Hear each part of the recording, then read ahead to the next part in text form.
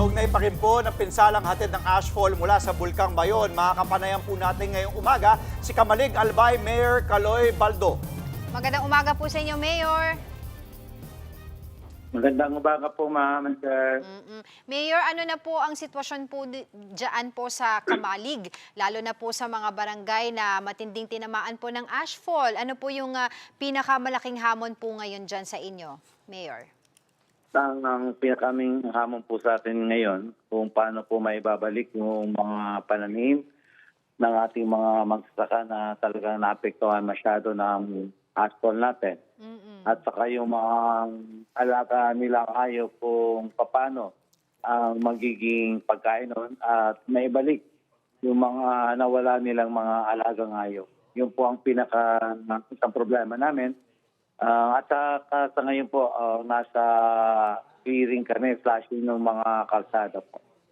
Mayor Andre Felix po ito, makay na aga po, Mayor. Maraming salamat sa oras ninyo. Higit 195,000 nga po yung individual na apektado nga po no, ng pag-aalboroto ng Bulkang Bayon. Ilan po yung, pwede po kami bigyan ng update, yung mga individual po, yung mga residente na nananatili po ngayon sa evacuation centers. Mga estimate po, ilan po at kamusta naman po sila ngayong umaga?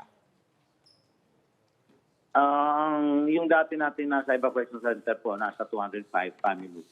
At naragdagan po ito ng 258 families na talagang medyo i-demo na natin sa kanila doon sa evacuation center. Pero yung karamihan po, naibalik na din po, nag-uwi na po kahapon after nung magbigay po tayo ng food pack para po maglinis na rin ng kanilang mga bahay para maayos na rin yung pinsala ng ashfall na dinulot sa bawat bahay po ng mga kababayan po natin.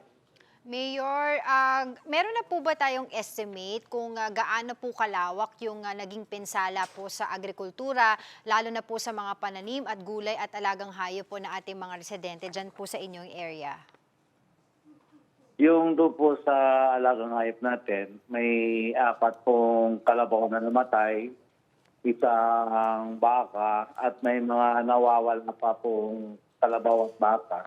Yung sa agrikultura po, talagang malawak po ang mga napinsala nito. Even yung mga aanihin na lang na palay, pagdating ng ilang linggo, ay talagang tinamaan po. At lalong-lalo na po yung mga gulay po natin na talagang nasunog na din po dahil po sa asphalt. Mayor, talagang pinakatinamaan po ng pinsala nga po, no? Yung apektado, Kamalig po, pati Ginubatan.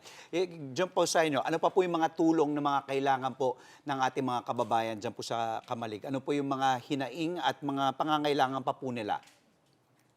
Initially, face mask.